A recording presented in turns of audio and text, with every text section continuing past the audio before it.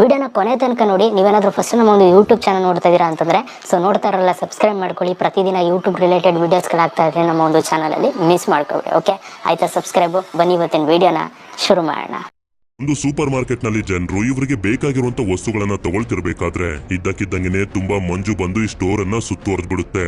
ಹಾಗೆ ಸ್ಟೋರ್ ನ ಒಂದು ಬಾಗ್ಲನ್ನ ಹೊರಗಡೆಯಿಂದ ಯಾರೋ ತೆಗೆಯೋದಕ್ಕೆ ಪ್ರಯತ್ನ ಪಡ್ತಿರ್ತಾರೆ.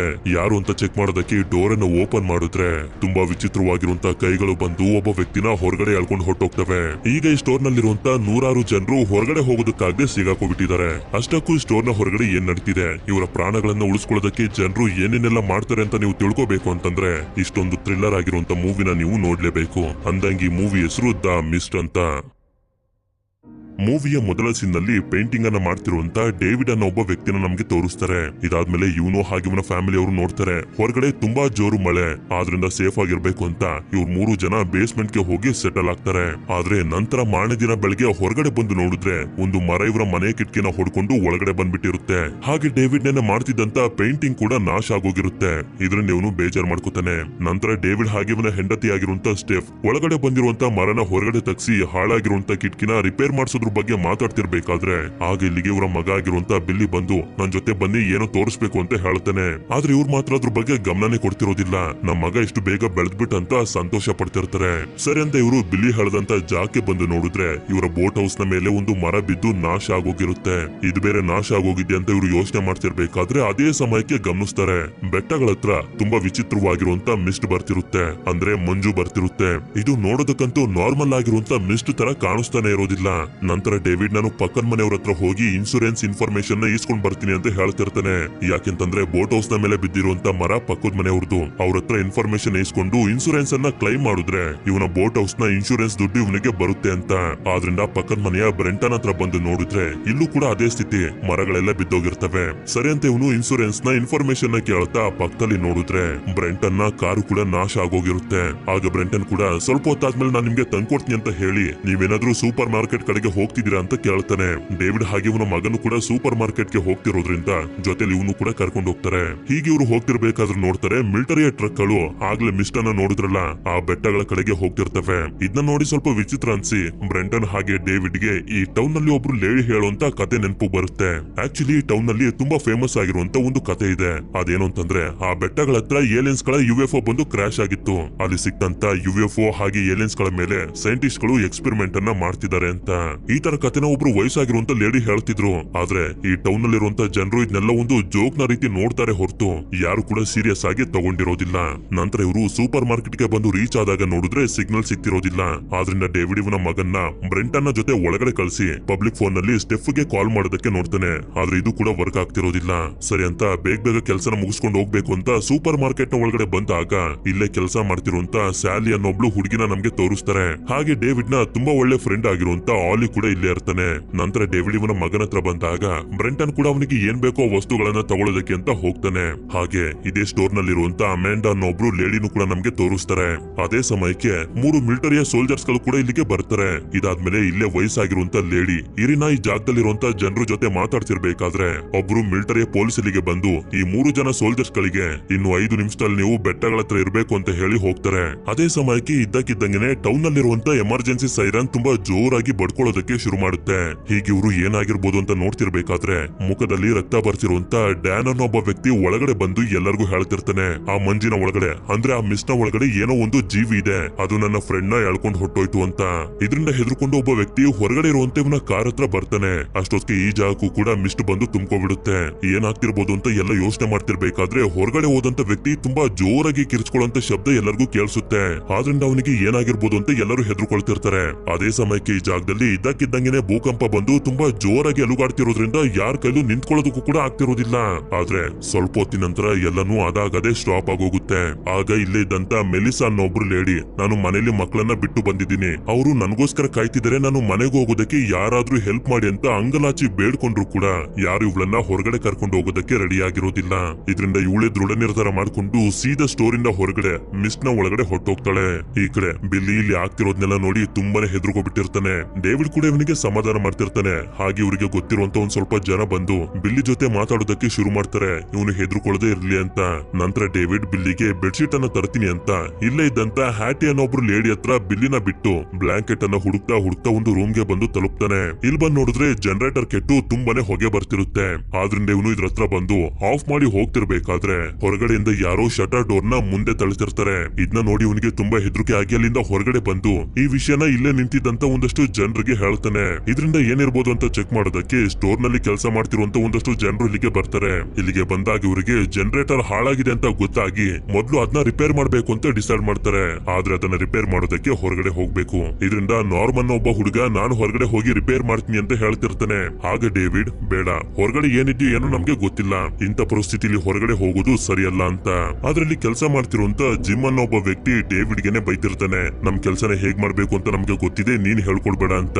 ನಂತರ ನಾರ್ಮ್ ಹೊರಗಡೆ ಹೋಗೋದಕ್ಕೆ ಸ್ವಲ್ಪ ಡೋರ್ ಅನ್ನು ಓಪನ್ ಮಾಡ್ತಾನೆ. ಹಾಗೆ ನೀನ್ ಅನ್ಕೊಂಡಿರೋ ರೀತಿ ಹೊರಗಡೆ ಏನು ಇಲ್ಲ ಅಂತ ಡೇವಿಡ್ ನ ಆಡ್ಕೊಂಡು ಇವನು ನಗ್ತಿರ್ಬೇಕಾದ್ರೆ ಅದೇ ಸಮಯಕ್ಕೆ ಆಕ್ಟೋಪಸ್ ನ ಕೈಗಳ ರೀತಿ ಇರುವಂತ ಒಂದಷ್ಟು ಟೆಂಟಿಕಲ್ಸ್ ಗಳು ಇಲ್ಲಿಗೆ ಬಂದು ಇವನನ್ನ ಎಳ್ಕೊಂಡು ಹೋಗೋದಕ್ಕೆ ಶುರು ಮಾಡ್ತವೆ. ಡೇವಿಡ್ ಅವನನ್ನ ಕಾಪಾಡೋದಕ್ಕೆ ತುಂಬಾನೇ ಪ್ರಯತ್ನ ಪಡ್ತಿರ್ತಾನೆ. ಇದೇ ಸಮಯದಲ್ಲಿ ಆ ಟೆಂಟಿಕಲ್ಸ್ ಗಳು ನಾರ್ಮ್ ನ ಚರ್ಮನೆಲ್ಲ ಕಿತ್ತಾಕ್ಬಿಡ್ತವೆ. ಅಷ್ಟೇ ಅಲ್ಲದೆ ಇನ್ನಷ್ಟು ಟೆಂಟಿಕಲ್ಸ್ ಗಳು ಇಲ್ಲಿಗೆ ಬಂದು ಇವನನ್ನ ಸೀದಾ ಹೊರಗಡೆಗೆ ಎಳ್ಕೊಂಡು ಹೊಂಟೋಗ್ತವೆ. ಇದರಿಂದ ಇವರು ಡೋರ್ ಅನ್ನು ಕ್ಲೋಸ್ ಮಾಡ್ತಿರ್ಬೇಕಾದ್ರೆ ಒಂದು ಟೆಂಟಿಕಲ್ ಮಾತ್ರ ಹೊರಗಡೆ ಹೋಗ್ತಾನೆ ಇರೋದಿಲ್ಲ. ಇದರಿಂದ ಡೇವಿಡ್ ಇಲ್ಲೇ ಇದ್ದಂತ ಒಂದು ಕೊಡ್ಲಿನ ತಗೊಂಡು ಅದರ ಭಾಗನ ಸ್ವಲ್ಪ ಕತ್ತರಿಸ್ತಿದ್ದಂಗೆನೆ ಇಲ್ಲಿಂದ ಹೊಟ್ಟೋಗುತ್ತೆ. ಆದ್ರಿಂದ ಆಗ್ಲೇ ಇವನಿಗೆ ಬೈದಂತ ಜಿಮ್ ಇವನಿಗೆ ಸಾರಿ ಕೇಳೋದಕ್ಕೆ ಅಂತ ಬಂದಾಗ ಡೇವಿಡ್ಗೆ ತುಂಬಾ ಕೋಪ ಬಂದು ಇವನಿಗೊಂದು ಪಂಚ್ ಅನ್ನ ಮಾಡ್ಬಿಡ್ತಾನೆ. ನಿನ್ನಿಂದ ಒಬ್ಬ ಅಮಾಯಕ ಹುಡುಗ ಸತ್ತೋದ ಅಂತ. ಆಗ ಇವನ ಫ್ರೆಂಡ್ ಆಲಿ ಬಂದು ಇವನಿಗೆ ಸಮಾಧಾನ ಮಾಡ್ತಾನೆ. ಆದ್ರೆ ಈಗ ಇಲ್ಲಿ ಪ್ರಾಬ್ಲಮ್ ಏನು ಅಂತಂದ್ರೆ ಸ್ಟೋರ್ ನಲ್ಲಿರುವಂತ ಜನರಿಗೆ ಇಲ್ಲಿ ನಡೆದಿದ್ದನ್ನ ಹೇಗೆ ಹೇಳ್ಬೇಕು ಅಂತಾನೆ ಇವ್ರಿಗೆ ಅರ್ಥ ಆಗ್ತಿರೋದಿಲ್ಲ. ಅಕಸ್ಮಾತ್ ಹೇಳಿದ್ರು ಕೂಡ ಅವ್ರು ನಂಬ್ತಾರೆ ಅಂತ ಗ್ಯಾರಂಟಿ ಇಲ್ಲ. ನಂತರ ಡೇವಿಡ್ ಹೊರಗಡೆ ಬಂದಾಗ ಇವನ್ ಮೈ ಮೇಲಿರುವಂತ ರಕ್ತ ನೋಡಿ ಅಮೆಂಡಾ ತುಂಬಾನೇ ಗಾಬರಿ ಆಗ್ಬಿಟ್ಟಿರ್ತಾಳೆ. ಅದಕ್ಕೆ ಈ ವಿಷಯನ ಬಿಲ್ಲಿಗೆ ಹೇಳ್ಬೇಡ ಅಂತ ಹೇಳಿ ಬೇರೆ ಬಟ್ಟೆನ ಹಾಕೊಂಡು ಆಲಿ ಹಾಗೆ ಟೆಂಟಿಕಲ್ಸ್ ನ ನೋಡಿರುವಂತ ಜನರ ಹತ್ರ ಬಂದು ಡಿಸ್ಕಸ್ ಮಾಡೋದಕ್ಕೆ ಶುರು ಮಾಡ್ತಾನೆ. ಮೊದ್ಲು ಈ ವಿಷಯ ನಾವು ಯಾರಿಗಾದ್ರೂ ಹೇಳಲೇಬೇಕು ಅಂತ. ಆಗ ಇವರ ಕಣ್ಣಿಗೆ ಕಾಣಿಸೋದೆ ಬ್ರೆಂಟ್. ಆದ್ರಿಂದ ಡೇವಿಡ್ ಇವನಿಗೆ ನಿಧಾನವಾಗಿ ಎಲ್ಲ ವಿಷಯನೂ ಹೇಳ್ತಾ ಅರ್ಥ ಮಾಡಿಸೋದಕ್ಕೆ ಪ್ರಯತ್ನ ಪಡ್ತಿರ್ತಾನೆ. ಆದ್ರೆ ಬ್ರೆಂಟ್ ಮೊದ್ಲೇ ಒಬ್ಬ ಲಾಯರ್. ಇದರಿಂದ ಇವನಿಗೆ ಅನ್ನಿಸ್ತಿರುತ್ತೆ ಇವರೆಲ್ಲರೂ ಸೇರಿ ಜೋಕ್ ಮಾಡ್ತಿದ್ದಾರೆ, ನನ್ನ ಫೂಲ್ ಮಾಡೋದಕ್ಕೆ ಟ್ರೈ ಮಾಡ್ತಿದ್ದಾರೆ ಅಂತ. ಇವರು ಅದನ್ನು ಕೂಡ ಹೇಳ್ತಾರೆ, ನಿನ್ನ ಫೂಲ್ ಮಾಡೋದ್ರಿಂದ ನಮ್ಗೇನ್ ಸಿಗುತ್ತೆ, ನಾವು ನಿಜಾನೇ ಹೇಳ್ತಿದೀವಿ ಅಂತ. ಹೀಗೆ ಇವರೆಲ್ಲರೂ ಮಾತಾಡ್ತಾ ಮಾತಾಡ್ತಾ ವಾದ ಮಾಡೋದಕ್ಕೆ ಶುರು ಮಾಡಿದ್ರಿಂದ ಇವ್ರ ಮಧ್ಯೆ ಜಗಳನೆ ಶುರುವಾಗೋಗುತ್ತೆ. ಆಗ ಇಲ್ಲಿಗೆ ಈ ಸೂಪರ್ ಮಾರ್ಕೆಟ್ ನ ಮ್ಯಾನೇಜರ್ ಆಗಿರುವಂತ ಬಡ್ ಬಂದು ಇವನು ಕೂಡ ಡೇವಿಡ್ ಹಾಗೆ ಟೆಂಟಿಕಲ್ಸ್ ನ ನೋಡಿರುವಂತ ಜನರಿಗೆಲ್ಲರಿಗೂ ಬೈಯೋದಕ್ಕೆ ಶುರು ಮಾಡ್ತಾನೆ. ಇಂಥ ಸಮಯದಲ್ಲಿ ಮಾಡುವಂತ ಜೋಕ ಇದು. ಎಲ್ಲಾನು ಸರಿ ಹೋಗ್ತಿದ್ದಂಗೆನೆ ಮೊದಲು ನಿಮ್ ಮೇಲೆ ಪೊಲೀಸ್ ಕಂಪ್ಲೇಂಟ್ ಅನ್ನ ಮಾಡ್ತೀನಿ ಅಂತ. ಅದಕ್ಕೆ ನೀವು ನಮ್ ಜೊತೆ ಬಂದ್ರೆ ನಾವು ನಿಮ್ಗೆ ಪ್ರೂವ್ ಮಾಡ್ತೀವಿ ಅಂತ ಹೇಳಿ ಮ್ಯಾನೇಜರ್ ಆಗಿರುವಂತ ಬಡ್ನ ಕರ್ಕೊಂಡು ಆ ರೂಮ್ಗೆ ಬಂದಾಗ ಇಲ್ಲಿ ಕಟ್ಟಾಗಿ ಬಿದ್ದಿರುವಂತ ಟೆಂಟಿಕಲ್ ನ ಭಾಗನ ನೋಡಿ ಇವನಿಗೆ ನಂಬೋದಕ್ಕೆ ಆಗ್ತಿರೋದಿಲ್ಲ. ನಂತರ ಇದೇ ಶಾಕ್ ನಲ್ಲಿ ಹೊರಗಡೆ ಬಂದು ಎಲ್ಲರಿಗೂ ಕನ್ಫರ್ಮ್ ಮಾಡ್ತಾನೆ ಡೇವಿಡ್ ಹಾಗೆ ಇವರೆಲ್ಲರೂ ಹೇಳ್ತಿರೋದು ನಿಜ ಅಂತ. ಇದಾದ್ಮೇಲೆ ಇವರೆಲ್ಲರೂ ಭೂಕಂಪದಿಂದ ಹೊಡೆದೋಗಿರುವಂತ ಗ್ಲಾಸ್ ಗಳಿಗೆ ಟೇಪ್ ಅನ್ನ ಹಾಕ್ತಿರ್ತಾರೆ. ಅದೇ ಸಮಯಕ್ಕೆ ಇದೇ ಸ್ಟೋರ್ ನಲ್ಲಿರುವಂತ ಮಿಸಸ್ ಕಾರ್ಮೆಡಿ ಅನ್ನೋ ಒಬ್ರು ಲೇಡಿ ಕಡೆಗೆ ಸೀನ್ ಶಿಫ್ಟ್ ಆಗುತ್ತೆ. ಇವರು ದೇವರನ್ನ ತುಂಬಾನೇ ನಂಬ್ತಾರೆ. ಅಷ್ಟೇ ಅಲ್ಲದೆ ಹೊರಗಡೆ ಮಿಸ್ಟ್ ನಲ್ಲಿರುವಂತ ರಾಕ್ಷಸ ಜೀವಿಗಳು ನಮ್ಮ ಮೇಲೆ ಅಟ್ಯಾಕ್ ಮಾಡಿ ಸಾಯಿಸೋದಕ್ಕೆ ಪ್ರಯತ್ನ ಪಡ್ತಿರೋದು ಕೂಡ ದೇವರಿಂದನೇ ಅಂತ ಅನ್ಕೊಂಡು ತುಂಬಾನೇ ಹೆದರ್ಕೊಂಡು ಅಳೋದಕ್ಕೆ ಶುರು ಮಾಡಿರ್ತಾರೆ. ಅದೇ ಸಮಯಕ್ಕೆ ವಾಶ್ರೂಮ್ ನ ಯೂಸ್ ಮಾಡೋದಕ್ಕೆ ಅಂತ ಅಮೆಂಡಾ ಇಲ್ಲಿಗೆ ಬರ್ತಾಳೆ. ಹಾಗೆ ಇವಳಿಗೆ ಮಿಸಸ್ ಕಾರ್ಮೆಡಿ ಅಳ್ತಿದ್ರು ಅಂತ ಗೊತ್ತಾಗಿ ಹೇಳ್ತಿರ್ತಾಳೆ, ನಿಮ್ಗೆ ತುಂಬಾ ಭಯ ಆಯ್ತು, ಮಾತಾಡೋದಕ್ಕೆ ಯಾರಾದ್ರೂ ಒಬ್ರು ಫ್ರೆಂಡ್ ಬೇಕು ಅಂತಂದ್ರೆ ನಾನು ಯಾವಾಗ್ಲೂ ನಿಮ್ ಜೊತೆ ಇದ್ದೇ ಇರ್ತೀನಿ, ಬಂದು ಮಾತಾಡ್ಬೋದು ಅಂತ. ಆದ್ರೆ ಇವಳು ಮಾತ್ರ ತುಂಬಾ ಅಹಂಕಾರದಿಂದ ನಿನ್ನಂತವಳ ಫ್ರೆಂಡ್ ಮಾಡ್ಕೊಳ್ಳೋದಕ್ಕಿಂತ ಸತ್ತೋಗ್ತೀನಿ ಅಂತ ಹೇಳ್ತಿರ್ತಾಳೆ. ಆದ್ರೆ ಇಲ್ಲಿ ನೋಡಿದ್ರೆ ಬ್ರೆಂಟ್ ಕಟ್ಟಾಗಿ ಬಿದ್ದಿರುವಂತ ಟೆಂಟೇಕಲ್ ನ ನೋಡೋದಕ್ಕೂ ಒಪ್ಕೊಳ್ತಿರೋದಿಲ್ಲ. ಹಾಗೆ ಡೇವಿಡ್ ಹೇಳ್ತಿರೋದು ನಿಜ ಅಂತಾನು ಕೂಡ ನಂಬ್ತಿರೋದಿಲ್ಲ. ಇದರಿಂದ ಎಲ್ಲರೂ ಸುಮ್ನಾಗ್ಬಿಟ್ಟಿರ್ತಾರೆ, ಇವನಿಗೆ ಅರ್ಥ ಮಾಡಿಸೋದಕ್ ಆಗೋದಿಲ್ಲ ಅಂತ. ಆದ್ರೆ ಅವನು ಸ್ಟಾಪ್ ಮಾಡ್ತಿದ್ದಂಗೆನೆ ಮಿಸಸ್ ಕಾರ್ಮೆಡಿ ಎಲ್ಲರಿಗೂ ಹೇಳೋದಕ್ಕೆ ಶುರು ಮಾಡ್ತಾಳೆ, ಇದೆಲ್ಲ ಆಗ್ತಿರೋದಕ್ಕೆ ಕಾರಣ ದೇವ್ರೆ. ಯಾಕೆಂತಂದ್ರೆ ಇತ್ತೀಚೆಗೆ ಮನುಷ್ಯರಿಗೆ ದೇವರ ಮೇಲೆ ನಂಬಿಕೆನೆ ಹೊಟ್ಟೋಗಿದೆ. ಇದರಿಂದ ನಮ್ಮೆಲ್ಲರಿಗೂ ಬುದ್ಧಿನ ಕಲಿಸ್ಬೇಕು ಅಂತ ದೇವ್ರು ಡಿಸೈಡ್ ಮಾಡ್ಬಿಟ್ಟಿದ್ದಾರೆ. ಈಗ್ಲಾದ್ರೂ ನಾವು ಮಂಡಿ ಊರಿ ಕ್ಷಮನೆ ಕೇಳಿ ದೇವರನ್ನ ನಂಬೋದಕ್ಕೆ ಶುರು ಮಾಡ್ಬೇಕು ಅಂತ. ಆದ್ರೆ ಇವಳು ಈ ತರ ಮಾತಾಡ್ತಿರೋದನ್ನ ನೋಡಿ ಇಲ್ಲೇ ಇದ್ದಂತ ಜಿಮ್ಮಿಗೆ ತುಂಬಾನೇ ಕೋಪ ಬಂದ್ಬಿಡುತ್ತೆ. ತಲೆ ಬುಡ ಇಲ್ದೆ ಏನೇನೋ ಮಾತಾಡ್ತಿದ್ದಾಳೆ ಅಂತ. ಆದ್ರೆ ಮಿಸಸ್ ಕಾರ್ಮೆಡಿ ಮಾತ್ರ ಸ್ಟಾಪ್ ಮಾಡ್ತಾನೆ ಇರೋದಿಲ್ಲ. ನಾರ್ಮ್ ಸತ್ತಿರೋದು ಬರೀ ಒಂದು ಸ್ಟಾರ್ಟ್ ಅಷ್ಟೇ, ಈಗ್ಲೂ ಕೂಡ ನಾವು ನಂಬಿಲ್ಲ ಅಂತಂದ್ರೆ ನಾವೆಲ್ಲರೂ ಸತ್ತೋಗ್ತೀವಿ ಅಂತ. ಇದನ್ನ ಕೇಳಿ ಅಮೆಂಡಾ ಬಂದು ಇವಳ ಕೆನ್ನೆಗೆ ಒಂದು ಬಾರಿಸ್ತಾಳೆ. ಯಾಕೆಂತಂದ್ರೆ ಇವಳ ಮಾತಾಗ್ಲಿ ಇವಳ ಬಿಹೇವಿಯರ್ ಆಗ್ಲಿ ಅಮೆಂಡಾಗೆ ಸ್ವಲ್ಪನೂ ಇಷ್ಟ ಆಗ್ತಿರೋದಿಲ್ಲ. ಈ ಕಡೆ ನೋಡಿದ್ರೆ ಬಿಲ್ಲಿ ಆ 3 ಸೋಲ್ಜರ್ಸ್ ಗಳ ಹತ್ರ ಬಂದು ಹೇಳ್ತಿರ್ತಾನೆ, ಮಿಲಿಟರಿ ಅವರನ್ನ ಕರೀರಿ, ನಮ್ಮನ್ನ ಕಾಪಾಡ್ಕೊಂಡು ಕರ್ಕೊಂಡು ಹೋಗ್ಲಿ ಅಂತ. ಆದ್ರೆ ಇವರ ಫೋನ್ಗಳು ಕೂಡ ವರ್ಕ್ ಆಗ್ತಿರೋದಿಲ್ಲ. ಆಗ ಇಲ್ಲಿಗೆ ಡೇವಿಡ್ ಬಂದು ಇವನಿಗೆ ಸಮಾಧಾನ ಮಾಡೋದಕ್ಕೆ ಟ್ರೈ ಮಾಡ್ತಿರ್ಬೇಕಾದ್ರೆ ಇವನಿಗೆ ಗೊತ್ತಾಗುತ್ತೆ ಬಿಲ್ಲಿ ಇವನ ತಾಯಿ ಬೇಕು ಅಂತ ತುಂಬಾನೇ ಯೋಚನೆ ಮಾಡ್ತಿದ್ದಾನೆ ಅಂತ. ಅದಕ್ಕೆ ಏನೂ ಆಗುದಿಲ್ಲ, ಆದಷ್ಟು ಬೇಗ ಮನೆಗೆ ಹೋಗೋಣ ಅಂತ ಇವನು ಕೂಡ ಸಮಾಧಾನ ಮಾಡ್ತಿರ್ತಾನೆ. ನಂತರ ಎಲ್ರು ಮಾತಾಡ್ಕೊತಿರ್ತಾರೆ. ಆ ಕ್ರಿಯೇಚರ್ಸ್ ಗಳೇನಾದ್ರೂ ಒಳಗಡೆ ಬಂದ್ರೆ ಅವುಗಳ ಜೊತೆ ಫೈಟ್ ಮಾಡೋದಕ್ಕೆ ನಾವು ರೆಡಿ ಆಗಿರ್ಬೇಕು, ನಮ್ಗೆ ವೆಪನ್ಸ್ ಗಳು ಬೇಕು ಅಂತ. ಆಗ ಅಮೆಂಡಾ ನಾನು ಸೇಫ್ಟಿಗೆ ಅಂತ ನನ್ನ ಹತ್ರ ಗನ್ ಅನ್ನ ಇಟ್ಕೊಂಡಿದೀನಿ ಅಂತ ತೋರಿಸ್ತಾಳೆ. ಒಟ್ಟಿ ಇವಳ ಹತ್ರ 12 ಬುಲೆಟ್ ಗಳು ಇರ್ತವೆ, ಆದ್ರೆ ಇವಳಿಗೆ ಗನ್ ಅನ್ನ ಫೈರ್ ಮಾಡಿ ಅಷ್ಟೊಂದು ಪ್ರಾಕ್ಟೀಸ್ ಇಲ್ಲ. ಆಗ ಆಲಿ ಬಂದು ಹೇಳ್ತಾನೆ ನಾನು ಇದನ್ನ ಸಂಭಾಳಿಸ್ತೀನಿ ಅಂತ. ಯಾಕೆಂತಂದ್ರೆ ಇವನು ಶೂಟಿಂಗ್ ಕಾಂಪಿಟೇಷನ್ ಅಲ್ಲಿ ಸ್ಟೇಟ್ ಚಾಂಪಿಯನ್. ಅದೇ ಸಮಯಕ್ಕೆ ನೋಡಿದ್ರೆ ಬ್ರೆಂಟ್ ಒಂದಷ್ಟು ಜನರನ್ನ ಕರ್ಕೊಂಡು ಇಲ್ಲಿಂದ ಹೊರಗಡೆ ಹೋಗೋದಕ್ಕೆ ರೆಡಿ ಆಗ್ತಿರ್ತಾನೆ. ಯಾಕೆಂತಂದ್ರೆ ಇವನಿಗೆ ಅನ್ನಿಸ್ತಿರುತ್ತೆ ಇಲ್ಲಿ ಏನೋ ಒಂದು ಸ್ಕ್ಯಾಮ್ ನಡೀತಿದೆ, ಹೊರಗಡೆ ಯಾವ ಕ್ರಿಯೇಚರ್ಸ್ ಗಳು ಇಲ್ಲ ಅಂತ. ಎಲ್ರು ಎಷ್ಟೇ ಬೇಡ ಅಂತ ಹೇಳಿದ್ರು ಇವನು ಕೇಳ್ತಾನೆ ಇರೋದಿಲ್ಲ. ಆದ್ರಿಂದ ಸರಿ ಆಯ್ತು, ನಿಮ್ ಜೊತೆ ಒಂದು ಹಗ್ಗನ್ನು ಕೂಡ ಕಟ್ಕೊಂಡು ಹೋಗಿ, ಯಾಕೆಂತಂದ್ರೆ ನೀವು ಸೇಫ್ ಆಗಿ ಹೋದ್ರೆ ಇಲ್ವೋ ಅಂತ ನಮ್ಗೆ ಗೊತ್ತಾಗ್ಬೇಕು ಅಂತ. ದಾರನ ಕಟ್ಕೊಂಡು ಹೋಗೋದಕ್ಕೆ ಒಬ್ಬ ವ್ಯಕ್ತಿ ಒಪ್ಕೋತಾನೆ. ನಂತರ ಬ್ರೆಂಟ್ ಒಂದಷ್ಟು ಜನರನ್ನ ಕರ್ಕೊಂಡು ಹೊರಗಡೆ ಬರ್ತಾನೆ. ಹಾಗೆ ಒಬ್ಬ ವ್ಯಕ್ತಿಗೆ ದಾರನು ಕೂಡ ಕಟ್ಟಿರ್ತಾರೆ. ಆದ್ರೆ ಇದ್ದಕ್ಕಿದ್ದಂಗೆನೆ ಯಾರೋ ಈ ದಾರನ ತುಂಬಾ ಜೋರಾಗಿ ಎಳೆಯೋದಕ್ಕೆ ಶುರು ಮಾಡ್ತಾರೆ. ಇವರು ಎಷ್ಟೇ ಸಂಭಾಳಿಸೋದಕ್ಕೆ ಪ್ರಯತ್ನ ಪಡ್ತಿದ್ರು ಕೂಡ ಆಗ್ತಿರೋದಿಲ್ಲ. ಆಗ ಇದ್ದಕ್ಕಿದ್ದಂಗೆನೆ ಎಳೆಯೋದು ಸ್ಟಾಪ್ ಆಗೋಗುತ್ತೆ. ಅದಕ್ಕೆ ಏನಾಗಿದ್ಯೋ ಏನೋ ಅಂತ ಇವರೇ ದಾರನ್ನ ಎಳೆಯೋದಕ್ಕೆ ಶುರು ಮಾಡಿದಾಗ ದಾರ ಕಟ್ಟಿದಂತ ವ್ಯಕ್ತಿಯ ಕಟ್ಟಾಗಿರುವಂತ ಅರ್ಧ ಬಾಡಿ ಬಂದಿದ್ದನ್ನು ನೋಡಿ ಎಲ್ರು ಕೂಡ ತುಂಬಾನೇ ಹೆದರ್ಕೊಬಿಡ್ತಾರೆ. ಆದ್ರಿಂದ ಡೋರ್ ಅನ್ನ ಕ್ಲೋಸ್ ಮಾಡ್ತಿದ್ದಂಗೆನೆ ಮಿಸಸ್ ಕಾರ್ಮೆಡಿ ಎಲ್ಲರಿಗೂ ಹೇಳ್ತಿರ್ತಾಳೆ ಈಗ್ಲಾದ್ರೂ ನಿಮ್ಮೆಲ್ಲರಿಗೂ ನಂಬಿಕೆ ಬಂತ ಅಂತ. ಇದಾದ್ಮೇಲೆ ರಾತ್ರಿ ಆಗ್ತಿರೋದ್ರಿಂದ ಇವರೆಲ್ಲರೂ ಲೈಟ್ ಗಳನ್ನ ರೆಡಿ ಮಾಡ್ಕೋತಿರ್ತಾರೆ. ಅದೇ ಸಮಯಕ್ಕೆ ನಾವು ಮೂವಿಯ ಮೊದಲಲ್ಲಿ ನೋಡಿದ್ವಲ್ಲ ಸ್ಯಾಲಿ, ಅವಳ ಹತ್ರ 3 ಸೋಲ್ಜರ್ಸ್ ಗಳಲ್ಲಿ ಒಬ್ಬನಾಗಿರುವಂತ ಜೆಸೆಪ್ ಅನ್ನೋ ಒಬ್ಬ ವ್ಯಕ್ತಿ ಇಲ್ಲಿಗೆ ಬರ್ತಾನೆ. ಆಕ್ಚುಲಿ ಜೆಸೆಪ್ ಹಾಗೆ ಸ್ಯಾಲಿ ಇಬ್ರು ಕೂಡ ಒಬ್ರನ್ನೊಬ್ರು ಇಷ್ಟಪಡ್ತಿದ್ದಾರೆ. ಆದ್ರಿಂದಾನೆ ಜೆಸೆಪ್ ಇವನ ಇಬ್ರು ಫ್ರೆಂಡ್ಸ್ ಗಳನ್ನ ಕರ್ಕೊಂಡು ಇಲ್ಲಿಗೆ ಬಂದಿರೋದು ಇವಳನ್ನ ನೋಡೋದಕ್ಕೆ ಅಂತ. ನಂತರ ಹೊರಗಡೆ ಎಲ್ಲಾನು ಸರಿಯಾಗಿದ್ಯಾ ಅಂತ ಇವ್ರು ವಾಚ್ ಮಾಡ್ತಿರ್ಬೇಕಾದ್ರೆ ಒಂದು ದೊಡ್ಡ ಹುಳ ಬಂದು ಗ್ಲಾಸ್ ನ ಮೇಲೆ ಕುಂತ್ಕೊಂಡ್ಬಿಡುತ್ತೆ. ಇದನ್ನ ಇವರು ತುಂಬಾ ಹೆದರ್ಕೊಂಡು ನೋಡ್ತಿರ್ಬೇಕಾದ್ರೆ ಅದೇ ಸಮಯಕ್ಕೆ ಇದೇ ತರದ ಇನ್ನಷ್ಟು ಹುಳಗಳು ಬಂದು ಗ್ಲಾಸ್ ನ ಮೇಲೆ ಕುಂತ್ಕೊಂಡ್ಬಿಡ್ತವೆ. ಇಷ್ಟು ದೊಡ್ಡ ಹುಳಗಳನ್ನ ಇವ್ರು ಯಾರು ಜೀವನದಲ್ಲೇ ನೋಡಿರೋದಿಲ್ಲ. ಹಾಗೆ ಇಲ್ಲಿ ಏನ್ ನಡೀತಿದೆ ಅಂತಾನು ಕೂಡ ಇವ್ರಿಗೆ ಯಾರಿಗೂ ಅರ್ಥ ಆಗ್ತಿರೋದಿಲ್ಲ. ಆಗ ಇದ್ದಕ್ಕಿದ್ದಂಗೆನೆ ಒಂದ್ ರೀತಿಯ ಫ್ಲೈಯಿಂಗ್ ಕ್ರಿಯೇಚರ್ಸ್ ಗಳು ಕೂಡ ಇಲ್ಲಿಗೆ ಬಂದ್ಬಿಡ್ತವೆ, ಆ ಹುಳಗಳನ್ನ ಹಿಡ್ಕೊಂಡು ತಿನ್ನೋದಕ್ಕೆ ಅಂತ. ಈ ಕ್ರಿಯೇಚರ್ಸ್ ಗಳು ಆ ಹುಳಗಳಿಗಿಂತ ಸ್ವಲ್ಪ ದೊಡ್ಡದಾಗಿರ್ತವೆ. ಆಕ್ಚುಲಿ ಇವುಗಳೆಲ್ಲ ಬಂದಿರೋದು ಸ್ಟೋರ್ ನಲ್ಲಿರುವಂತ ಲೈಟ್ ಗೆ ಅಟ್ರಾಕ್ಟ್ ಆಗಿ, ಆದ್ರೆ ಅದ್ಯಾವ್ದು ಇವರಿಗೆ ಅರ್ಥ ಆಗ್ತಿರೋದಿಲ್ಲ. ನಂತರ ಅವುಗಳು ಗ್ಲಾಸ್ ಅನ್ನ ಹೊಡ್ಕೊಂಡು ಒಳಗಡೆ ಬಂದ್ಬಿಡ್ತವೆ. ಅಷ್ಟೇ ಅಲ್ಲದೆ ಒಂದು ಹುಳ ಸ್ಯಾಲಿಗೆ ಕಚ್ಚಿದ್ರಿಂದ ಇವಳು ತುಂಬಾ ಭಯಂಕರವಾಗಿ ನರಳೋದಕ್ಕೆ ಶುರು ಮಾಡ್ತಾಳೆ. ಹಾಗೆ ಫ್ಲೈಯಿಂಗ್ ಕ್ರಿಯೇಚರ್ಸ್ ಗಳು ಜನರ ಮೇಲೆ ತುಂಬಾ ಭಯಂಕರವಾಗಿ ಅಟ್ಯಾಕ್ ಮಾಡ್ತಿರ್ತವೆ. ಇದರಿಂದ ಡೇವಿಡ್ ಕೂಡ ಬೆಂಕಿನ ರೆಡಿ ಮಾಡ್ಕೊಂಡು ಅವುಗಳ ಜೊತೆ ಫೈಟ್ ಮಾಡೋದಕ್ಕೆ ರೆಡಿ ಆಗ್ತಾನೆ. ಆದ್ರೆ ಇದೇ ಸಮಯದಲ್ಲಿ ಜೋ ಅನ್ನೋ ಒಬ್ಬ ವ್ಯಕ್ತಿಯ ಮೈಗೆಲ್ಲ ಬೆಂಕಿ ಎತ್ಕೊಬಿಡುತ್ತೆ. ಅದನ್ನ ಆರಿಸೋದಕ್ಕೆ ಜನರು ಕೂಡ ಕಷ್ಟ ಪಡ್ತಿರ್ತಾರೆ. ಅಷ್ಟರಲ್ಲಿ ಹೇಗೋ ಮಾಡಿ ಡೇವಿಡ್ ಒಂದು ಕ್ರಿಯೇಚರ್ ಗೆ ಬೆಂಕಿನ ಹಾಕಿ ಸಾಯಿಸ್ತಾನೆ. ಆದ್ರೆ ಈ ಕಡೆ ನೋಡಿದ್ರೆ ಮಿಸಸ್ ಕಾರ್ಮೋಡಿ ಹತ್ರನು ಕೂಡ ಒಂದು ಹುಳ ಬರುತ್ತೆ. ಆದ್ರೆ ಇದಕ್ಕೆ ಏನನ್ಸುತ್ತೆ ಏನೋ ಗೊತ್ತಿಲ್ಲ, ಇವಳಿಗೆ ಏನು ಮಾಡದೆ ಹಾಗೆ ಹೊಟ್ಟೋಗುತ್ತೆ. ನಂತರ ಒಂದು ಕ್ರಿಯೇಚರ್ ಎಲ್ಲರಿಂದ ತಪ್ಪಿಸ್ಕೊಳ್ತಾ ಬಿಲ್ಲಿಯ ಹಿಂದೆ ಬರ್ತಿರುತ್ತೆ, ಇನ್ನೇನು ಇನ್ ಮೇಲೆ ಅಟ್ಯಾಕ್ ಮಾಡೋದಕ್ಕೆ ಅಂತ. ಆದ್ರೆ ಅಷ್ಟರಲ್ಲಿ ಹಿಂದೆಯಿಂದ ಆಲಿ ಬಂದು ಇದಕ್ಕೆ ಶೂಟ್ ಮಾಡಿ ಸಾಯಿಸಿ ಬಿಲ್ಲಿನ ಕಾಪಾಡ್ತಾನೆ.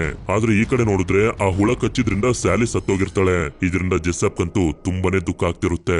ಆಗ ಸೀನ್ ಹೊರಗಡೆಗೆ ಶಿಫ್ಟ್ ಆದಾಗ ಆಗ್ಲೇ ಅರ್ಧಕ್ಕೆ ಕಟ್ಟಾಗಿ ಬಿದ್ದಿದ್ದಂತ ಒಂದು ಡೆಡ್ ಬಾಡಿ ಇತ್ತಲ್ಲ, ಅದನ್ನ ಒಂದು ಮಾನ್ಸ್ಟರ್ ಬಂದು ಎಳ್ಕೊಂಡು ಹೊರಟೋಗುತ್ತೆ. ಇದಾದ್ಮೇಲೆ ನಮ್ಗೆ ತೋರಿಸ್ತಾರೆ ಅಮೆಂಡಾ ಬಿಲ್ಲಿ ಪಕ್ಕನೆ ಮಲಗಿರ್ತಾಳೆ. ಆಕ್ಚುಲಿ ಇವಳಿಗೆ ಮಕ್ಕಳಂದ್ರೆ ತುಂಬಾನೇ ಇಷ್ಟ, ಆದ್ರೆ ಇವಳಿಗೆ ಸ್ವಂತ ಮಗು ಇರೋದಿಲ್ಲ. ಇದರಿಂದ ಡೇವಿಡ್ ಇವಳಿಗೆ ಸಮಾಧಾನದ ಮಾತುಗಳನ್ನೇ ಹೇಳ್ತಾ ಒಂದು ಜಾಗಕ್ಕೆ ಬಂದು ತಲುಪ್ತಾನೆ. ಆಗ್ಲೇ ಮೈಗೆಲ್ಲ ಬೆಂಕಿ ಹತ್ಕೋತಲ್ಲ ಜೋ, ಅವನು ಇಲ್ಲೇ ಇರ್ತಾನೆ. ಇವನ ಬಾಡಿ ಅರ್ಧಂಬರ್ಧ ಬೆಂದೋಗಿರುತ್ತೆ. ಇದ್ರ ನೋವನ್ನ ತಡ್ಕೊಳ್ಳೋದಕ್ಕಾಗ್ದೆ ನನಗೆ ಗನ್ ಕೊಡಿ ಸತ್ತೋಗ್ತೀನಿ, ಇಲ್ಲಂತಂದ್ರೆ ನೀವೇ ನನ್ನ ಸಾಯಿಸ್ಬಿಡಿ ಅಂತ ಅಂಗಲಾಚಿ ಬೇಡ್ಕೊತಿರ್ತಾನೆ. ಆದ್ರೆ ಇದಕ್ ಮಾತ್ರ ಯಾರು ಕೂಡ ಒಪ್ಕೊಳ್ಳೋದಿಲ್ಲ. ಅದೇ ಸಮಯಕ್ಕೆ ಈ ಕಡೆ ಅಮೆಂಡಾ ನೋಡ್ತಾಳೆ, ಇವ್ರ ಜೊತೆ ಇದ್ದಂತ ಹ್ಯಾಟಿ ಅನ್ನೊಬ್ರು ಲೇಡಿ, ಇವರ ಮೆಡಿಸಿನ್ ಗಳು ಖಾಲಿಯಾಗಿ ತೀರೋಗಿರ್ತಾರೆ. ಹಾಗೆ ಡೇವಿಡ್ ಕೂಡ ಇವನ ಫ್ರೆಂಡ್ ಆಲಿ ಹಾಗೆ ಒಂದಷ್ಟು ಜನರ ಹತ್ರ ಬಂದು ಹೇಳ್ತಿರ್ತಾನೆ ಜೋನ ಬಾಡಿ ಬೆಂದೋಗಿರೋದ್ರಿಂದ ಅದ್ರ ನೋವನ್ನ ಅವನು ತಡ್ಕೊಳ್ಳೋದಕ್ಕಾಗ್ತಿಲ್ಲ, ಅವನ್ನ ನಾವು ಉಳಿಸ್ಕೊಳ್ಬೇಕು, ಕಳ್ಕೋಬಾರ್ದು ಅಂತಂದ್ರೆ ಹೊರಗಡೆ ಹೋಗಿ ಮೆಡಿಸನ್ ಹಾಗೆ ಪೇನ್ ಕಿಲ್ಲರ್ ಮಾತ್ರೆಗಳನ್ನ ತಗೊಂಡ್ ಬರ್ಬೇಕು ಅಂತ.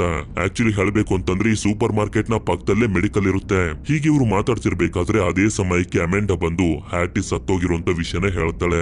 ಇದರಿಂದ ಇವರೆಲ್ಲರೂ ಹ್ಯಾಟಿಯ ಡೆಡ್ ಬಾಡಿನ ಸ್ಟೋರ್ ರೂಮ್ ಗೆ ತಗೊಂಡ್ ಬಂದು ಇಡ್ತಾರೆ. ಆಗ ಡೇವಿಡ್ ಹೇಳ್ತಿರ್ತಾನೆ ನಾವು ಆದಷ್ಟು ಬೇಗ ಹೊರಗಡೆ ಹೋಗಿ ಮೆಡಿಸನ್ ತಗೊಂಡ್ ಬರ್ಬೇಕು, ಅದಾದ್ಮೇಲೆ ಈ ಜಾಗದಿಂದ ತಪ್ಪಿಸ್ಕೊಂಡು ಹೋಗೋದಕ್ಕೆ ಪ್ಲಾನ್ ಮಾಡ್ಬೇಕು.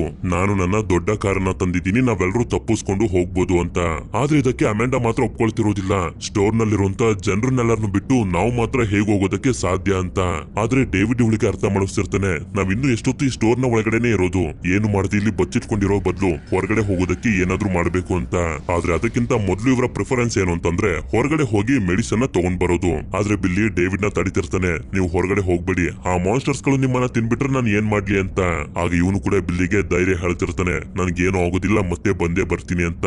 ಹಾಗೆ ಬಿಲ್ಲಿನ ಅಮೆಂಡಾ ಹತ್ರ ಬಿಟ್ಟು ಅಕಸ್ಮಾತ್ ನಾನೇನಾದ್ರೂ ವಾಪಸ್ ಬಂದಿಲ್ಲ ಅಂತಂದ್ರೆ ನನ್ ಮಗನ್ ಕರ್ಕೊಂಡು ಸೇಫ್ ಆಗಿರುವಂತ ಜಾಗಕ್ಕೆ ಹೊರಟೋಗು ಅಂತ ಇವನ ಕಾರಿನ ಕೀನು ಕೂಡ ಕೊಟ್ಬಿಡ್ತಾನೆ. ನಂತರ ಡೇವಿಡ್ ಹಾಗೆ ಇವನ ಟೀಮ್ ನವರೆಲ್ಲ ಹೊರಗಡೆ ಹೋಗೋದಕ್ಕೆ ರೆಡಿ ಆಗ್ತಿರ್ಬೇಕಾದ್ರೆ ಇಲ್ಲೇ ಇದ್ದಂತ ಮಿಸಸ್ ಕಾರ್ಮೆಡಿ ಬಂದು ಇವ್ರನ್ನ ತಡಿತಿರ್ತಾಳೆ. ನೀವೆಲ್ರೂ ದೇವರ ವಿರುದ್ಧ ಹೋಗ್ತಿದ್ದೀರಾ, ಹೊರಗಡೆ ಹೋದ್ರೆ ಸಾಯ್ತೀರಾ ಅಂತ.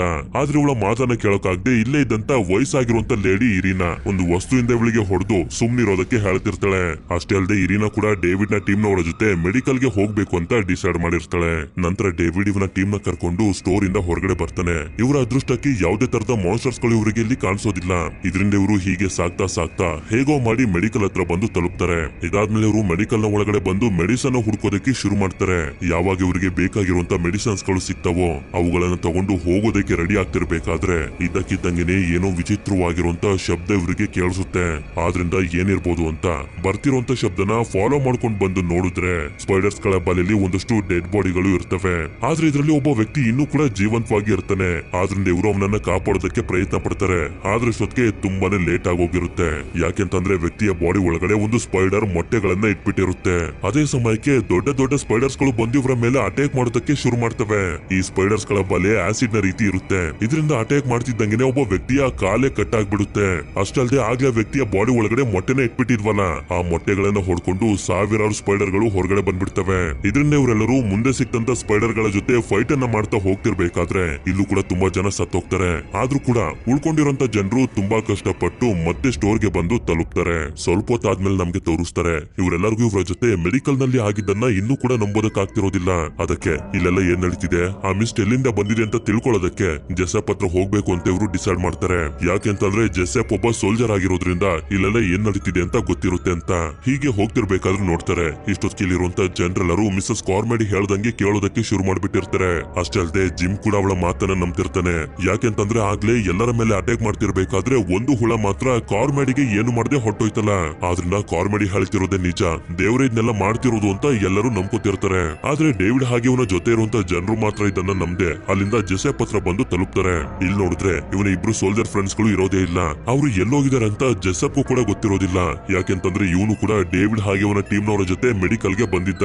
ಅದಕ್ಕೆ ಅವರಿಬ್ಬರನ್ನ ಹುಡ್ಕೋದಕ್ಕೆ ನಾವು ನಿನ್ಗೆ ಸಹಾಯ ಮಾಡ್ತೀವಿ, ಅದ್ರ ಬದಲಾಗಿ ಇಲ್ಲೆಲ್ಲ ಏನ್ ನಡೀತಿದೆ ಅಂತ ನೀನ್ ನಮ್ಗೆ ಹೇಳ್ಬೇಕು ಅಂತ ಹೇಳ್ತಾರೆ. ಇದರಿಂದ ಇವರೆಲ್ಲರೂ ಆ ಇಬ್ರು ಸೋಲ್ಜರ್ಸ್ ಗಳನ್ನ ಹುಡ್ಕೋದಕ್ಕೆ ಶುರು ಮಾಡಿದಾಗ ದೂರದಲ್ಲಿ ನಿಂತ್ಕೊಂಡು ಜಿಮ್ ಕೂಡ ಇದೆಲ್ಲ ನೋಡ್ತಿರ್ತಾನೆ. ಯಾವಾಗ ಇವರೆಲ್ಲರೂ ಅವರಿಬ್ಬರನ್ನ ಹುಡುಕ್ತಾ ಹುಡುಕ್ತಾ ಸ್ಟೋರ್ ರೂಮ್ ಗೆ ಬಂದು ನೋಡ್ತಾರೋ ಇಲ್ಲೆಲ್ಲ ನಡೀತಿರೋದನ್ನ ನೋಡಿ ಹೆದರ್ಕೊಂಡು ಅವರಿಬ್ರು ಅವರ ಪ್ರಾಣನ ತಕೋಬಿಟ್ಟಿರ್ತಾರೆ. ಇದರಿಂದ ಎಲ್ಲರೂ ಕೋಪದಿಂದ ಕೇಳ್ತಿರ್ತಾರೆ ಇಲ್ಲೆಲ್ಲ ಏನ್ ನಡೀತಿದೆ ಹೇಳು ಅಂತ.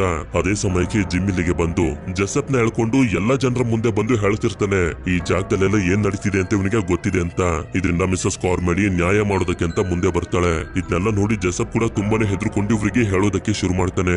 ಡೇವಿಡ್ ನ ಮನೆ ಹತ್ರ ಇರುವಂತ ಬೆಟ್ಟಗಳ ಹತ್ರ ಮತ್ತೊಂದು ಡೈಮೆನ್ಷನ್ ನ ಅಂದ್ರೆ ಮತ್ತೊಂದು ಪ್ರಪಂಚದ ಪೋರ್ಟಲ್ ಓಪನ್ ಆಗಿ ಏಲಿಯನ್ಸ್ ಗಳು ಹೊರಗಡೆ ಬರ್ತಿದ್ದು ಅದ್ರ ಮೇಲೆ ಸೈಂಟಿಸ್ಟ್ ಗಳು ಎಕ್ಸ್ಪೆರಿಮೆಂಟ್ ಅನ್ನ ಮಾಡ್ತಿದ್ರು. ಆದ್ರೆ ಈಗ ನೋಡಿದ್ರೆ ಅಲ್ಲಿಂದ ತುಂಬಾ ದೊಡ್ಡ ದೊಡ್ಡ ಏಲಿಯನ್ಸ್ ಗಳು ಬರ್ತಿದಾವೆ. ಇದ್ರಲ್ಲಿ ನಂದೇನು ತಪ್ಪಿಲ್ಲ, ನಾನೊಬ್ಬ ಸೋಲ್ಜರ್ ಬರೀ ನನ್ನ ಕೆಲಸನ ಮಾಡ್ತಿದ್ದೆ ಅಷ್ಟೇ, ಏನೇ ತಪ್ಪಿದ್ರು ಅದೆಲ್ಲ ಸೈಂಟಿಸ್ಟ್ ಗಳದ್ದು ಅಂತ. ಆದ್ರೆ ಮಿಸಸ್ ಕಾರ್ಮೆಡಿ ಮಾತ್ರ ಇದ್ರಲ್ಲಿ ನಿಂದು ಕೂಡ ತಪ್ಪಿದೆ, ನೀನು ಕೂಡ ದೇವರ ವಿರುದ್ಧ ಹೋಗಿದ್ದೆ ಅಂತ ಹೇಳಿ ಎಲ್ಲಾ ತಪ್ಪನ್ನೇ ಇವನ ಮೇಲೆನೆ ಹಾಕ್ಬಿಡ್ತಾಳೆ. ಡೇವಿಡ್ ಹಾಗೆ ಅವನ ಟೀಮ್ ನವರಿಗೂ ಕೂಡ ಜೆಸೆಪ್ ನ ಕಾಪಾಡೋದಕ್ಕಾಗ್ತಿರೋದಿಲ್ಲ. ಹಾಗೆ ಇಲ್ಲಿರುವಂತ ಜನರು ಮಿಸಸ್ ಕಾರ್ಮೆಡಿಯ ಮಾತನ್ನ ಕೇಳ್ತಾ ಕೇಳ್ತಾ ಮೂಢನಂಬಿಕೆಯಲ್ಲಿ ಎಷ್ಟು ಕುರುಡರಾಗೋಗಿರ್ತಾರೆ ಅಂತಂದ್ರೆ ಜೆಸೆಪ್ಗೆ ಚುಚ್ಚಿ ಇವನನ್ನ ಸಾಯಿಸಿ ಅಲ್ಲಿಂದ ಸೀದಾ ಕರ್ಕೊಂಡ್ ಬಂದು ಹೊರಗಡೆ ಬಿಸಾಕ್ಬಿಡ್ತಾರೆ. ಆಗ ಇಲ್ಲಿಗೆ ಒಂದು ಭಯಂಕರವಾಗಿರುವಂತ ಮಾನ್ಸ್ಟರ್ ಬಂದು ಜೆಸೆಪ್ ನ ಎಳ್ಕೊಂಡು ಹೊರಟೋಗುತ್ತೆ. ನಂತರ ಇದೇ ಭಯದಲ್ಲಿ ಎಲ್ಲರೂ ಮಲಗಿರ್ಬೇಕಾದ್ರೆ ಬಿಲ್ಲಿ ಇವನ ತಂದೆ ಡೇವಿಡ್ ಹತ್ರ ಒಂದು ಪ್ರಾಮಿಸ್ ಅನ್ನ ಮಾಡಿಸ್ಕೊತಾನೆ. ಆ ಮಾನ್ಸ್ಟರ್ಸ್ ಗಳು ನನ್ನ ತಿಂದೇ ಇರೋ ರೀತಿ ನೀವು ನೋಡ್ಕೋಬೇಕು ಅಂತ. ಅದಕ್ಕೆ ಇವನು ಕೂಡ ಸರಿ ಅಂತ ಒಪ್ಕೊಂಡು ಪ್ರಾಮಿಸ್ ಅನ್ನ ಮಾಡ್ತಾನೆ. ನಂತರ ಮಾರನೇ ದಿನ ಡೇವಿಡ್ ಹಾಗೆ ಇವನ ಟೀಮ್ ನವರೆಲ್ಲ ಇಲ್ಲಿಂದ ಹೊರಗಡೆ ಹೋಗ್ಬೇಕು ಅಂತ ಡಿಸೈಡ್ ಮಾಡಿರ್ತಾರೆ. ಯಾಕೆಂತಂದ್ರೆ ಮಿಸಸ್ ಕಾರ್ಮೆಡಿಯ ಮಾತನ್ನ ಕೇಳ್ಕೊಂಡು ಇಲ್ಲಿರುವಂತ ಜನರೆಲ್ಲರೂ ಎಷ್ಟು ಡೇಂಜರ್ಸ್ ಆಗಿದ್ದಾರೆ ಅಂತ ನೆನ್ನೆನ ನೋಡಿದ್ರು. ಅದಕ್ಕೆ ಇನ್ನು ಜಾಸ್ತಿ ರಿಸ್ಕ್ ಅನ್ನ ತಗೊಳ್ಳೋದ್ ಬೇಡ ಅಂತ ನಿಧಾನವಾಗಿ ಇವರು ಹೊರಗಡೆ ಹೋಗೋದಕ್ಕೆ ನೋಡಿದ್ರೆ ಮಿಸಸ್ ಕಾರ್ಮೆಡಿ ಡೋರ್ ಹತ್ರನೇ ನಿಂತಿರ್ತಾಳೆ. ನಾವು ಹೊರಗಡೆ ಹೋಗ್ಬೇಕು, ದಾರಿ ಬಿಡು ಅಂತ ಹೇಳಿದ್ರು ಇವಳು ಬಿಡ್ತಿರೋದಿಲ್ಲ. ನೀವು ಹೊರಗಡೆ ಹೋಗುದು ದೇವರ ವಿರುದ್ಧ ಅಂತ ಹೇಳ್ತಿರ್ತಾಳೆ. ಅದೇ ಸಮಯಕ್ಕೆ ಇವಳ ಮಾತನ್ನ ಕೇಳುವಂತ ಜನರೆಲ್ಲರೂ ಡೇವಿಡ್ ಹಾಗೆ ಇವನ ಟೀಮ್ ಅನ್ನ ಸುತ್ತುವರೆದು ಬಿಡ್ತಾರೆ. ನಂತರ ಈ ಮಿಸಸ್ ಕಾರ್ಮೆಡಿ ಎಲ್ಲರೂ ನಂಬೋಕಾಗ್ದಿರುವಂತ ಒಂದು ವಿಷಯನ ಹೇಳೋದಕ್ಕೆ ಶುರು ಮಾಡ್ತಾಳೆ. ದೇವ್ರು ಇದನ್ನೆಲ್ಲ ನಿಲ್ಲಿಸ್ಬೇಕು, ದೇವರ ಕೋಪ ತಣ್ಣಗಾಗ್ಬೇಕು ಅಂತಂದ್ರೆ ಒಂದು ಮುಗ್ಧ ಮನಸ್ಸಿರುವಂತ ಇನೋಸೆಂಟ್ ಮಗುನ ಬಲಿ ಕೊಡ್ಬೇಕು. ಡೇವಿಡ್ ನಿನ್ನ ಮಗನ ಕೊಡು, ನಾವು ಬಲಿ ಕೊಡ್ಬೇಕು ಅಂತ. ಇದನ್ನ ಕೇಳಿ ಡೇವಿಡ್ ತುಂಬಾ ಗಾಬರಿಯಾಗಿ ಅವರ ಜೊತೆ ಎಲ್ಲ ಫೈಟ್ ಮಾಡೋದಕ್ಕೆ ನಿಂತ್ಕೋತಾನೆ. ಆದ್ರೆ ಮಿಸಸ್ ಕಾರ್ಮೆಡಿ ಮಾತ್ರ ಇವರನ್ನ ಬಿಡ್ತಾನೆ ಇರೋದಿಲ್ಲ. ಮತ್ತೆ ಮತ್ತೆ ಮಗುನ ಕೊಡು ಅಂತ ಹೇಳ್ತಿರ್ತಾಳೆ. ಆಗ ಇಲ್ಲೇ ಇದ್ದಂತ ಆಲಿ ಬಂದು ಅವಳಿಗೆ ಶೂಟ್ ಮಾಡಿ ಸಾಯಿಸ್ಬಿಡ್ತಾನೆ. ಇದರಿಂದ ಜನರೆಲ್ಲರೂ ಹೆದರ್ಕೊಂಡು ಅಲ್ಲಿ ಇಲ್ಲಿ ಹೋಗ್ತಿದ್ದಂಗೆನೆ ಇದೇ ಟೈಮ್ ಅನ್ನು ಉಪಯೋಗಿಸ್ಕೊಂಡು ಇವರೆಲ್ಲರೂ ಹೊರಗಡೆ ಹೋಗೋದಕ್ಕೆ ಶುರು ಮಾಡ್ತಾರೆ. ಹೊರಗಡೆ ಬಂದು ನೋಡಿದ್ರೆ ಎಲ್ಲಾ ಕಡೆ ಮಂಜು, ಏನು ಕಾಣ್ತಿರೋದಿಲ್ಲ. ಅದೇ ಸಮಯಕ್ಕೆ ಆಲಿ ಹೇಗೋ ಮಾಡಿ ಡೇವಿಡ್ ನ ಕಾರನ್ನ ಹುಡುಕ್ತಾನೆ. ಆದ್ರೆ ಹಿಂದೆಯಿಂದ ಒಂದು ಏಲಿಯನ್ ಬಂದು ಅವನನ್ನ ಸಾಯಿಸ್ತಿದ್ದಂಗೆನೆ ಅವನ ಅವನ ಕೈಯಲ್ಲಿದ್ದಂತ ಗನ್ ಬಂದು ಕಾರಿನ ಮೇಲೆ ಬೀಳುತ್ತೆ. ಹಾಗೆ ಸ್ವಲ್ಪ ಜನ ಡೇವಿಡ್ ಇಂದ ಸ್ವಲ್ಪ ದೂರ ಹೊಟ್ಟೋಗಿರ್ತಾರೆ. ಹಾಗೆ ಉಳಿದವರು ಕಾರಿನ ಒಳಗಡೆ ಬಂದು ಕುಂತ್ಕೊಂಡು ಮಿಕ್ತವ್ರು ಬರ್ಲಿ ಅಂತ ವೆಯ್ಟ್ ಮಾಡ್ತಿರ್ತಾರೆ. ಆದ್ರೆ ಸುತ್ಕೆ ಆ ಏಲಿಯನ್ಸ್ ಗಳು ಅವರೆಲ್ಲರನ್ನೂ ಸಾಯಿಸ್ಬಿಟ್ಟಿರ್ತವೆ. ನಂತರ ಡೇವಿಡ್ ಕಾರ್ನ ಮೇಲಿರುವಂತ ಗನ್ ಅನ್ನು ನೋಡಿ ಅದನ್ನ ತಗೊಳ್ಳೋದಕ್ಕೆ ಪ್ರಯತ್ನ ಪಡ್ತಿರ್ತಾನೆ. ಅದೇ ಸಮಯಕ್ಕೆ ಒಂದು ಸ್ಪೈಡರ್ ಬಂದ್ಬಿಡುತ್ತೆ. ಅಷ್ಟರಲ್ಲಿ ಇವನು ಒಳಗಡೆ ಬಂದಿದ್ರಿಂದ ಅದಕ್ಕೆ ಏನು ಮಾಡೋದಕ್ಕಾಗೋದಿಲ್ಲ.